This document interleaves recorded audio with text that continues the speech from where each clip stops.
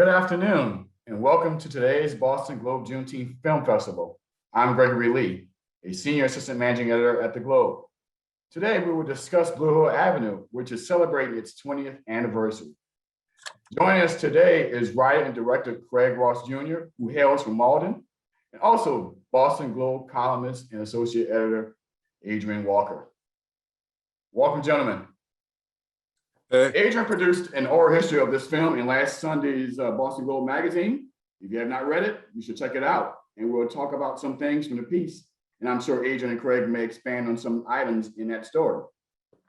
This is an exciting day for me because I've watched this film more than 30 times, including today. And when I'm asked by people what movies I enjoy watching, I mention a lot about this movie. And I got many of those comments over this past week as I wrote an essay on my relationship with this film.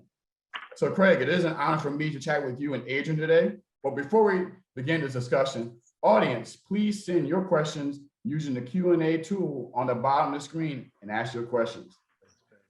So Craig, how you doing? I'm good, man. I see. Yeah, I'm just, working things out here. How are you? So great, glad to have you here. So Blue Hill Avenue came out in 2001. So what was your main thrust in creating this film? And what did you hope that viewers would get out of it? Well, I would hope viewers would see a different perspective on that genre of film, basically. I mean, I think of myself as a noir filmmaker, which noir sort of defines itself as a stylish crime thriller. And so that was always the kind of filmmaker I wanted to be from the jump. And so I wanted to give a perspective on a part of my hometown that nobody really knew about. And I wanted to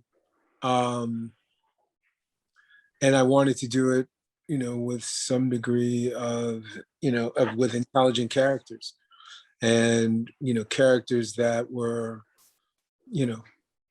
that understood where they were and what they were doing, as opposed to, just flying by the seat of their pants. Adrian, you've been in Boston since before the film came out, and you've used the city very well. What was your thoughts on the film as you saw it, and a reflection of the city around the time that was made? I think it's a really good reflection of the city at the time. But, one of the things that's always kind of bothered me is that Boston has been depicted in the movies over and over and over again. Like this whole litany of movies, The Departed, Mystic River, The Town. We could all go on and on, right? Good Will Hunting, Spotlight for that matter. And Black people in Boston are like invisible in all these movies. And one of the great things about Blue Hill Avenue is simply that it shows a part of Boston that you wouldn't know exists from watching, 20 Boston movies. So right there is one of the things I love about it. And also, it captures the city in a really specific moment in time where, we were in the throes of crack and we were in the throes of higher crime than we had, later on. And, it really captures that moment. And also in terms of the characters, kind of the tension, for these young men, which way are they going to go? Are they, these are if you think about Tristan, the lead character, is like this, middle-class guy who you could picture doing anything. And it's kind of interesting to see how he makes the choices he makes.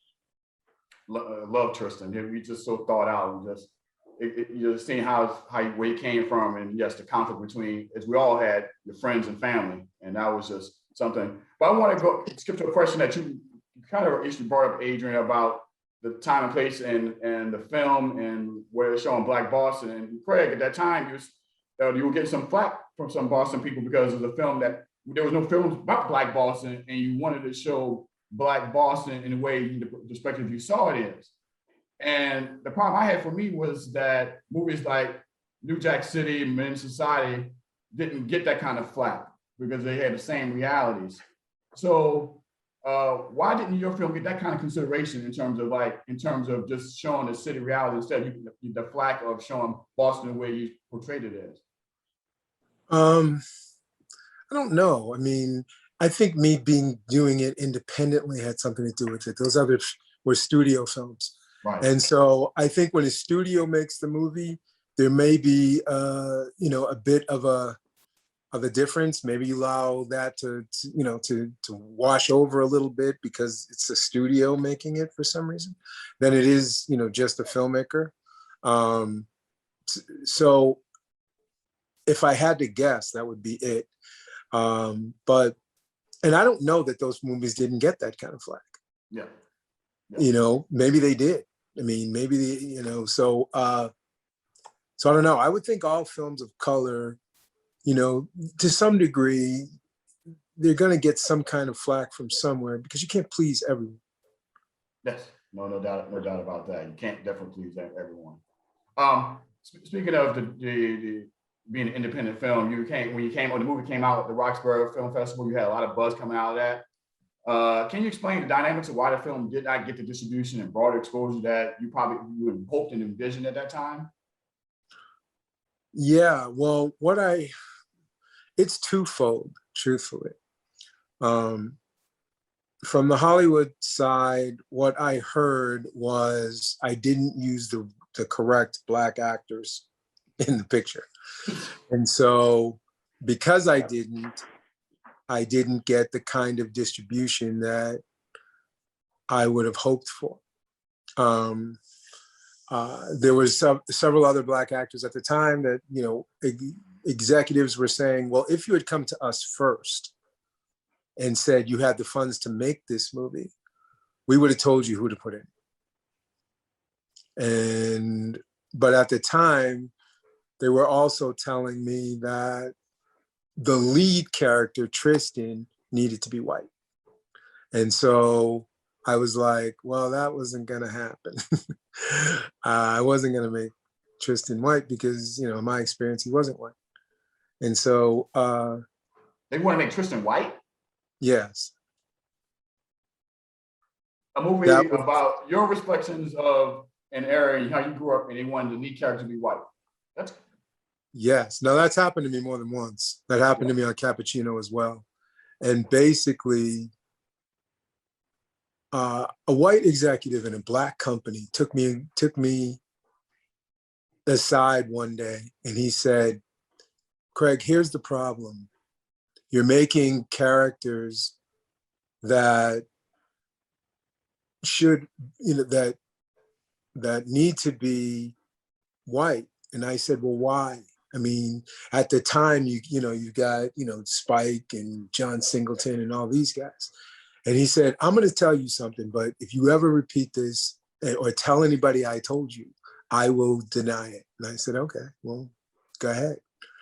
So he said, the difference with those movies is that if you put a white person in it, you have to change your dialogue.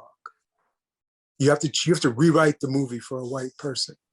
If we do that in your movies, we wouldn't have to do it. All we'd have to do is place a white person in it. If you're that close to the images of white people, we want them to be white. And so I said, even though this is my vision, he's like, yes, your vision is not the vision that, we expect to see. And so I didn't know how to fight that. This is who I am. So I had no idea how to fight that. So I knew it on Cappuccino. I heard it after Cappuccino, and then I heard it again after Blue Hill. And then, they were like, you're just not listening, Craig. And it just, that's the second time I've heard that story. Right. That's the second time I've heard that story, and it's so bizarre to me. But one of the things the guys in the cast said to me is, they thought you should put some rappers in this movie. At least some of the executives did, right? Yeah, well, there was this whole odd idea of like how this movie should be cast and who would make it work, right? Sure. There was, depending on the studio that you went to, there were different answers. Right. Some said rappers, some said more, some said actors that they were actually pushing. And basically what it said to me was, I learned the hard way that if I really want distribution in the future, that I have to go to the studio once I have everything ready, as opposed to just go shooting it. But once I had the financing and I knew I was going to go do it, I really needed to speak I really needed to go to a studio and have them come aboard with me. And I learned that the hard way. Now, I had never seen that before, though. You know what I mean? Well, John did Boys in the Hood through Columbia. So he was already studio attached, but Spike Lee didn't really have a studio. And so, and then his images were just so well received. So I was like, okay, I'm gonna do the same. Now I tried that with Cappuccino, which was a black and white movie. And basically the inspiration for making it black and white, a lot of that came from She's Gotta Have It. But I was told something completely different when I made Cappuccino. And so I didn't think that they were going to say that on Blue Hill, because I said it in Roxbury. And so how could the character be white then? I mean, so I didn't think they were going to say about Blue Hill, but they said it about Blue Hill too. Because since it was a fictional movie, so to speak, they thought they had license to change wherever the demographics at that time of the area of Roxbury, Blue Hill Avenue. Yeah, basically they were saying, well, you know, it would be more marketable if the lead character was white. And they one executive mentioned the King of New York as an example. And I was like, okay. I mean, I hear you, I get it, but this was not that. But just imagine when you start, at the beginning of the movie, you have 4 boys playing in Boston playing basketball in that time in 79. What would be the likelihood of having a white kid playing with three of his boys on the same team at that time? Yeah, especially in John Marshall. But okay. Yeah. I mean, I guess it could have happened. I mean, movies are made about the extraordinary, not always the ordinary. So I get it. I mean, to some degree, I get it. But I had already made the movie. I mean, this was it. I didn't ask anybody before I made it. I just thought that, in my opinion, I figured this time I'm making a movie that has to be Black.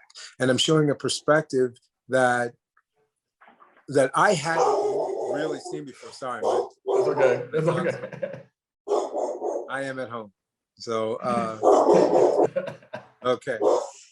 Oh my God. Good. You're good. This is the exact time that we have the gardener coming. And so now my dog is going to go crazy on the gardener. That's not good. I know. Look, I'm waiting for this construction here in my next door, so I might hear something too. So it's good. Hold on 1 second. Okay. Wife. Yes. Can you put him in the Yeah, come on. office? Sorry. It's all good. It's all good. It's all good. This is real life. Can you talk about how you did put the cast together? How you ended up with Alan Payne and Aaron Stewart and Clarence Williams? The most part, the cast were the 4 main guys as they were adults were going to be people that I already knew, people I had already worked with. I'm making this movie before I realized I had to have stars, because again, I'm thinking about movies like She's Gotta Have It and even like Jungle Fever and whatever, and they didn't have real stars. I mean, Larry Fishburne wasn't Larry Fishburne yet. Giancarlo wasn't Giancarlo yet. And so they didn't have real stars. So I'm basing it on those movies. And so Spike was a huge influence on me, and he created his own stars. He didn't actually hire stars. And so so what I did was I was putting together the cast based on guys that I knew, actors that I knew that I had worked with before that I thought could actually pull it off. And so, so that was William L. Johnson. This is the exact time that the gardener comes. So that's William L. Johnson. That's Aaron D. Spears, who were 2 very, very close friends of mine who had worked with me before. And then there was, Bear had become a very, very close friend to me, but I did not know Bear before I did Blue Hill. What happened was Bear was going to be somebody else, and I can't remember the guy's name, but Aaron was going to play Tristan. Aaron Spears was going to play Tristan. And then the casting director calls me and says, Alan Payne wants to talk to you about this movie. And I said, Alan, you know, like, as in G Money wants to talk to me about the movie? And so they said, yeah. So I talked to Alan, and Alan and I just really, really vibed. And I thought, you know, now the producer starts working, and I'm like, well, marketing wise, this will probably work better because he was in such big movies. And so I hired Alan to do it. And now at the time, Alan wanted to have a real say in who was going to be the Bear's character, Simon. And so when we did all the auditions and, you know, we did the screen tests, Alan was, you could tell he felt safest with Bear. So that's how Bear got the role. And Bear Telefaro, Michael Telefaro. And so it became, you know, William L. Aaron D. Spears is now, he was now Money. And then Alan and Bear. But that's how those four happened. Everybody else, Angel Brooks I'd worked with before. LaTamra was William L's girlfriend at the time. Yeah. So once he got the part, he was just like, look, man, just look at her. Just look at her. And I was like, okay. So I looked at her and I said, you know, I really like her. I really like her. So that's how she got the part. And it was kind of a family affair after that. The four younger kids, they all auditioned.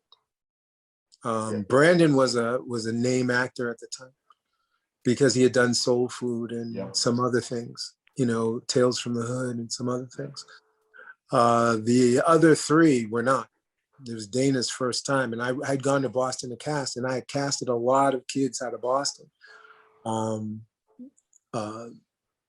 Their nemesis I cast out of Boston, Pooch Hall, all, you know, who became, you know, Pooch Hall, fairly big in his own right later. All these were cast as locals in Boston. Great. So I got a lot of, you know, response to the stories and stuff. It was like, why wasn't the film filmed in Boston? And can you explain that to them? I knew why, because of the budget situation, but also Boston. But Boston at that time, you know, it was expensive, right? The film in Boston, and dealing with it was very, very, at that time, it was very, very expensive to shoot in Boston. And it was mostly Teamsters. That if you had a film that was even close to $1 million at that time, they wanted you to go union. In other words, the crew had to be union, the crew had to be IATSE. But there was no way we could afford those fees and create the movie. So, and you were able to stretch it out because in Canada, the dollars at that time was stronger, right? Yeah, the dollar was way stronger than the Canadian dollar. So when we couldn't shoot in Boston, I looked to Canada. And then, so we went to Canada and we scouted and we found this little town called St. John's, New Brunswick. And it just seemed like this arbitrary East Coast town. It's in Nova Scotia, so it's on the eastern side of Canada. So, and I really liked it. And they were overjoyed that we would come there. I mean, they did everything for us. We could shoot in the middle of the street with no permits. They let us do whatever we wanted. They were like, come here and just take it over. We would love it. So for me, it was a very tough decision, but in the end, it was a financial decision that I had to do. And you know, imagine in Boston doing something without permits. And Adrian, you know how the city works structurally and kind of get green lit. Yeah. It was really that bad back then. Adrian, is it still kind of that way today, so to speak? Yeah, I mean, it's still expensive. You know, it would still cost twice what it cost probably to shoot it in St. Johnson. Your cast has very fond memories of shooting in Canada. I'll say that. Yeah, They had a good time up there. I read that. They did. A lot of them, it was their first movie and their first time on location like that. So they were all, and the city, I'm telling you, they just engulfed us. So they were extremely excited that we were there. So we had a lot of fun, being there and with the locals and the businesses there. I mean, everybody just showed a lot of love to us. Great. You have anything else, Adrian? Because I have a lot of questions actually from the audience today. This is actually let me ask one thing quickly. Let's talk about Clarence Williams III. Clarence is in the movie. I pursued him. I did not know, and I wasn't commenting that he was not well. And of course, he passed away just about a week ago. So let's talk about his contribution to the film. Clarence Williams, wow. I was super psyched to get him. I watched Mod Squad as a kid, and he always reminded me of my father. He almost played the father, except that I thought the Benny role would be bigger for him. And since I had him, I was like, I want to use him in the biggest way I can. And so he read, Benny, and he was like, look, he loved that role. So I said, all right, awesome. Let's go do it. But he had like so much knowledge. He was very knowledgeable at what he was doing. And one of the scenes we have with him is he's in the back of a car. But that day it's pouring rain. And he's supposed to be looking at the guys fighting. Now, we had already shot the guys fighting. Mm-hmm. And it was super sunny that day. So I was trying, this was like my second feature. So I was trying to figure out, how do I shoot this? And meanwhile, he's like looking at me and calling me like the Special Olympics director and all this. And he was just like, Craig, look, do this, shoot it like this, shoot me like this, and then you'll never know. And so I was like, okay. And so I shot it just like he told me to. And you really can't tell that it's 2 different days and it's 2 completely different scenarios. That it's in that time in October, it was, the weather changed on a dime. One day it was super sunny, one day it was cold and wet and rainy. And so that's what happened. But anyway, so he was my clinic. He was my filmmaking intensive clinic for like 3 or 4 days. He was on set. Great. Oh, he was perfect for that role. I love the Benny character, but he was the perfect person for that role. Because I watched Clarence Williams in other movies, similar movies, but I always thought him playing Benny was like, yeah, this is just great. So yeah, I'm always watch all the nuances of Benny in the movies. Like I said, I've watched it so many times, and right. He was the perfect Benny. So here's a question from someone. If you are not the Black filmmaker Hollywood expects you to be, how do you stay true to your voice and push through? I'm still trying to figure that out. How do you stay true to your voice and push through?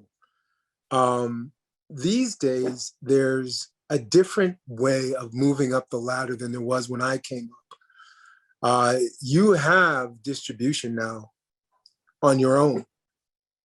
You can build your own awareness now. And to me, that would be the way to do it.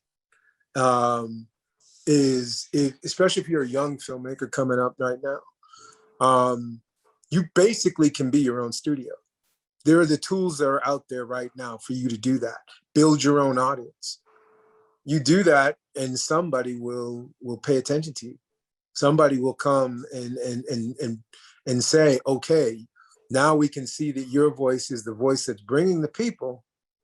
So we're going to go with your voice, to some degree, basically. I mean, they'll still have their hands in it, but my point is that they'll be more accepting of you if they see that there's an audience for you already. Let's see. I got one, a personal one. Is your nickname Chip? Yes. I'm relaying a message. Hi, Chip. This is your cousin India and Globe Finance Department employee. She says, good to see you. And she's going to show off a bit. She has a signed copy of the film. So she wanted to say hi.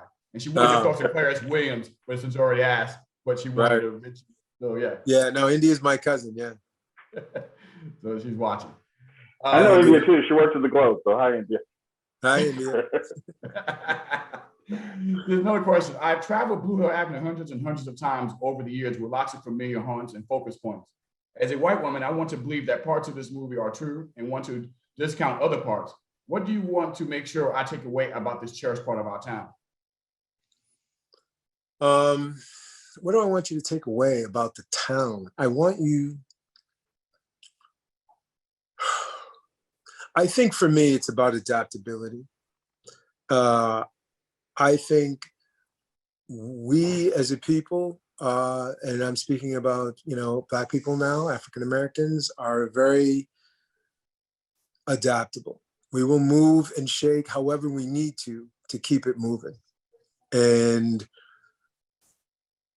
I'm very proud of that there's a durability to us, that there's and I'm not saying that there's not to other races as well. I'm just saying that, we have found a way to keep striving, to keep moving in a society that really shuns us, but we have found a way to do it. And for me, what I want you to take away from this movie is that type of durability, that the mental fortitude it takes to keep going, and that these people have it. Regardless of the circumstances that they're in, this is who we are. And that's what I kind of would hope some people take away from the movie. One actually interesting question I like, and this is a good question. The music was great. Can you talk a little bit about that? Just the music, how it came together for you? Sure. I had the soundtrack was done by T.Y. Johnson. He was a producer out of LA at the time, and a lot of the songs came from him. Other songs I got from people just donating music and me just listening to it. And so it was a combination of both. And most of the songs come from TY, but then some of the songs, were definitely people that just sent them in, that I was, were like, if you can use my song, please use it. And so I had a lot of those submissions actually, and we definitely ended up using some of them. Great. Craig, was the film meant to be representation of, quote, on the street, close quote, reality at the time, or was it intended to be, quote, dramatic film that had an air of reality? Both, basically. The people are based on real people. Some of the things that happened in the movie actually happened, but the way they might have happened, the chronological order that things happened in, the actual characters, a lot of that's dramatic. So it's a combination of both. I wanted to be truthful, but to the movie, but it's not it wasn't biographical. Another question, can you talk about the evolution of generational differences? Any thoughts on today's generation as an extension of that? Like the generation from the beginning and then when they became older? Oh, you mean in the movie? Okay. Yeah, The world. I'm like, the generational differences. Well, in the characters, their arcs definitely changed once they got older. The one that stands out to me is Ebon. Ebon's arc definitely changed as he got older. And I think it was because underlying, he was frustrated that he felt used by Tristan. He felt like Tristan all this time was really just doing this to line his own pockets and then get out, leaving them high and dry. And so he didn't like that, he didn't quite have the type of smarts that they needed in order to stay out of prison, to stay one step ahead of the police, and Tristan did. And I think the combination of those made his arc in the movie a lot more frustrated, a lot more argumentative than he was when he was a kid. And he was also the one that stepped out on them. Yeah. So he was the real risk taker. He was the real, and at the end of the day, I think he could see that Tristan really wasn't in this for friendship. He was in this for something else. Simon, Tristan and Simon were the two key components to their crew, the brains and the muscle, that they could have moved just with themselves, truthfully. Yeah. And they both knew it. So they were very, very close. They stayed tight because they knew they needed each other.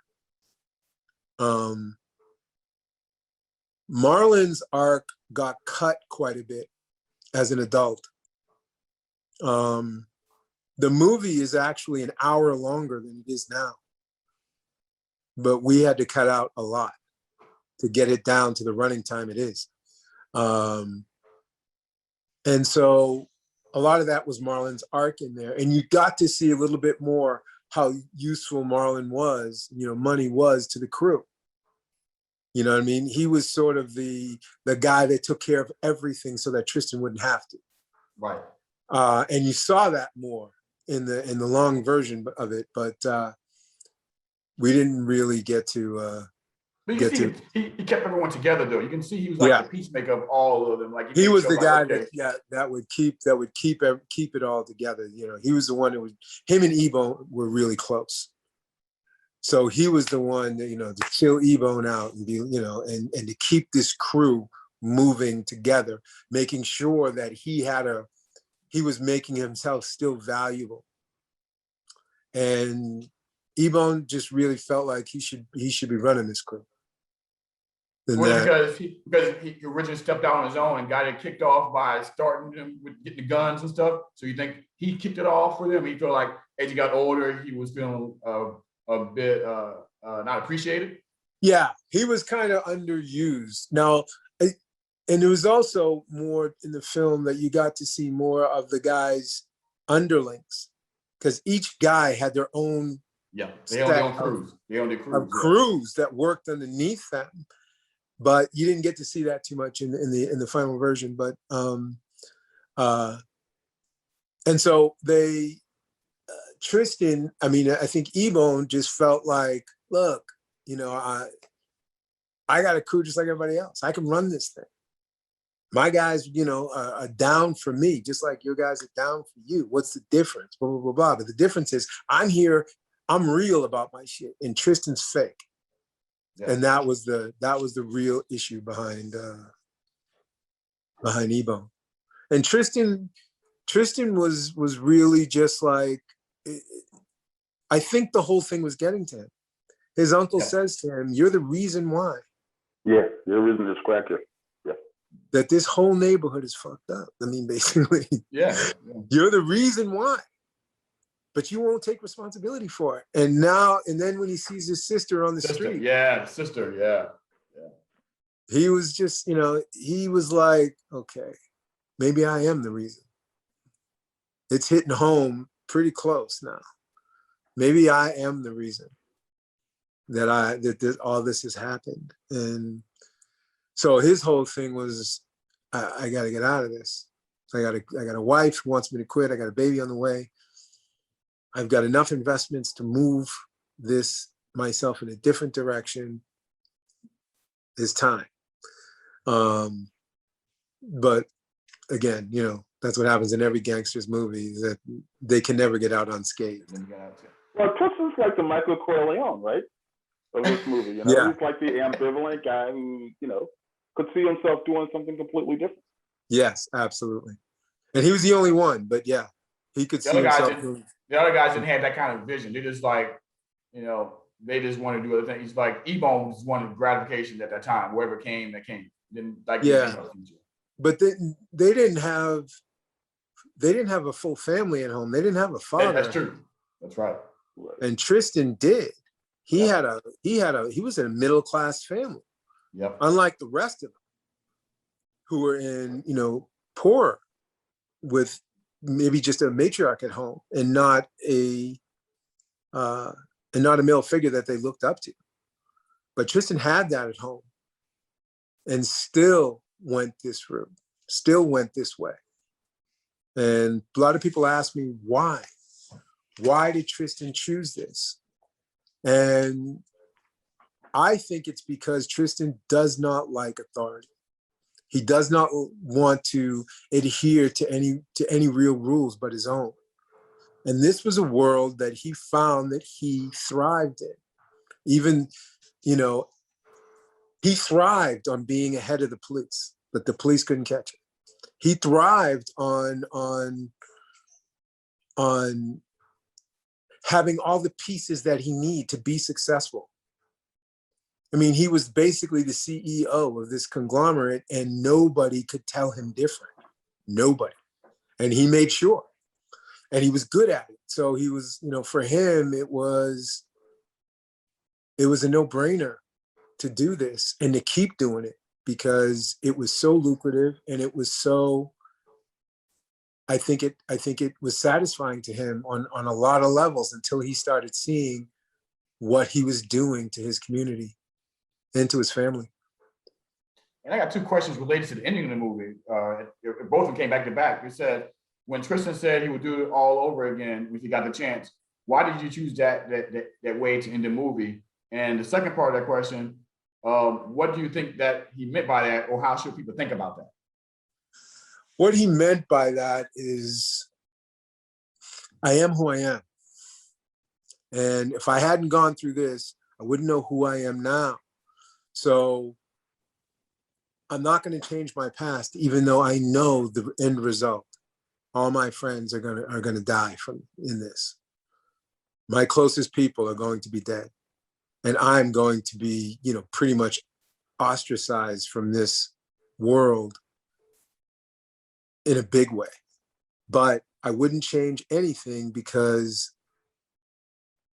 this is just who I am. And I can't apologize for it because I am who I am. And that's what, so I guess what I'm hoping people take away from that is your past doesn't necessarily need to be your future, but the things that you've learned, or the things, however you've learned them, could propel you forward. And Tristan just wasn't ashamed of who he was. And for him, it made him a better man.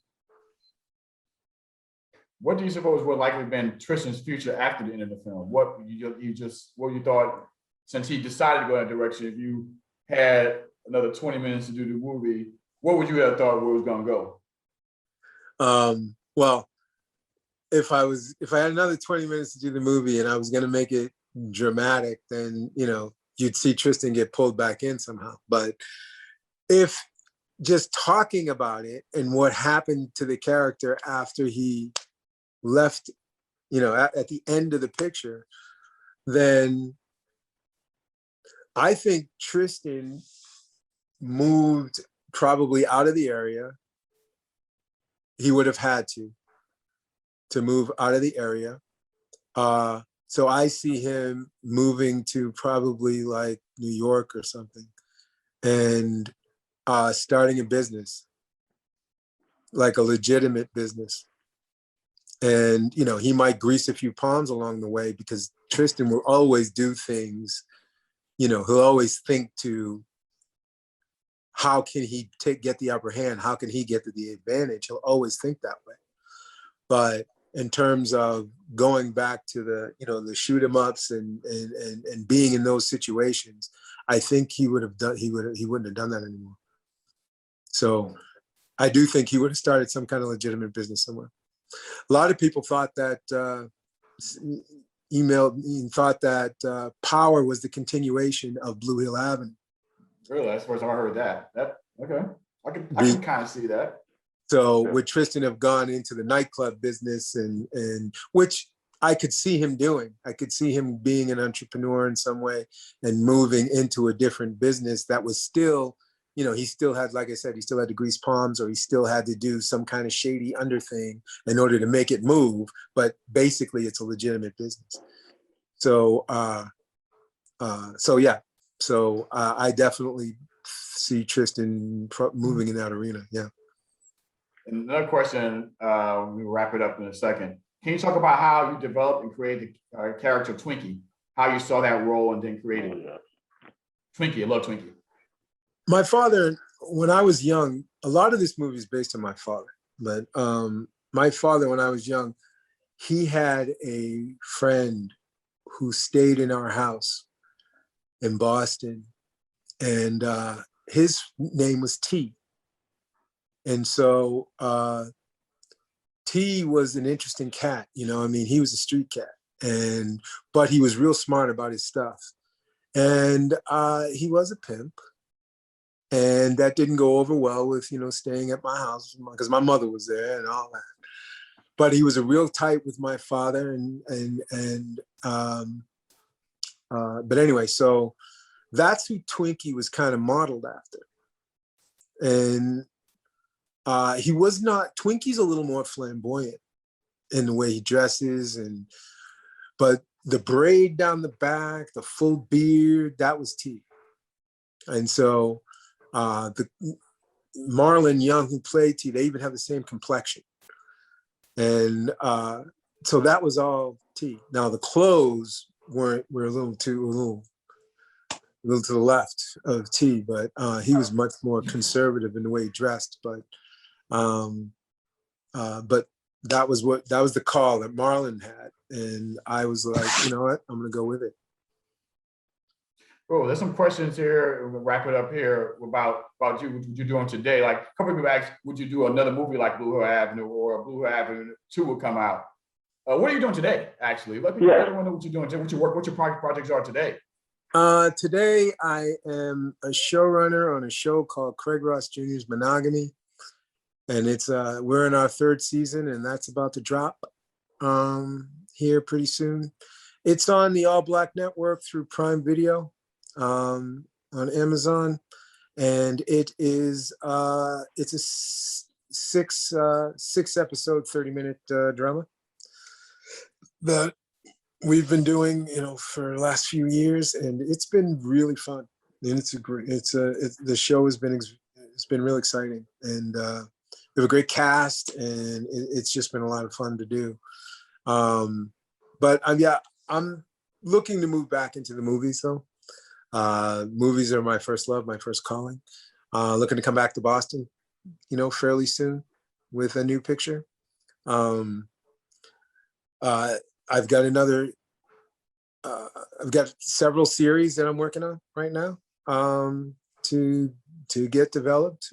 Pooch Hall and I have something that we're moving on right now with. And so you'll be seeing some stuff coming out of my company here in the coming, 18 months or so.